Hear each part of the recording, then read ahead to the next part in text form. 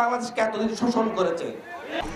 ভবিষ্যতে কেউ যদি এদেশের মাটির দিকে হাত বাড়ায় তাহলে তাদের দেশের মাটিও নিরাপদ থাকবে না বলে মন্তব্য করেছেন বৈষম্য বিরোধী ছাত্র আন্দোলনের মুখ্য সংগঠক আব্দুল হান্নান মাসুদ। দুপুরে নোয়াখালীর হাতিয়া উপজেলার চানন্দি ইউনিয়নে ভূমিহীন বাজারে ঐক্য ও সংহতি সমাবেশে এ মন্তব্য করেন তিনি। এ সময় হান্নান মাসুদ বলেন, স্বৈরাচারের দোসররা বাংলাদেশে অস্থিতিশীল পরিস্থিতি সৃষ্টি করে শেখ হাসিনাকে ফিরিয়ে নেওয়ার চেষ্টা করছে।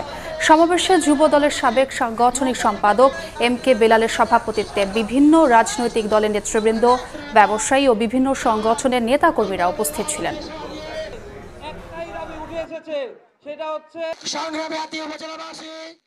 শেখ হাসিনার মতো দাসকে বাংলাদেশে বসিয়ে বাংলাদেশকে এতদিন শোষণ করেছে।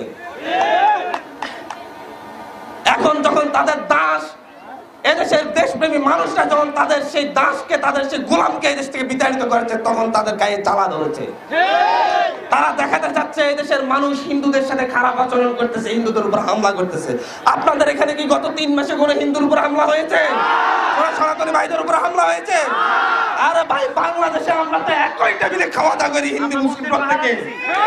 আমরা তো একই বাড়িতে একই বিয়ের দাওয়াতে সকলে একসাথে যাতায়াত করি। আমাদের মধ্যে সাম্প্রদায়িক সম্প্রীতি নাই, সেটা নাকি ভারতে আছে। যে ভারতের গুজরাটে বাবরি মসজিদ ভেঙ্গে মন্দির করেছে, তারা আমাদেরকে সাম্প্রদায়িক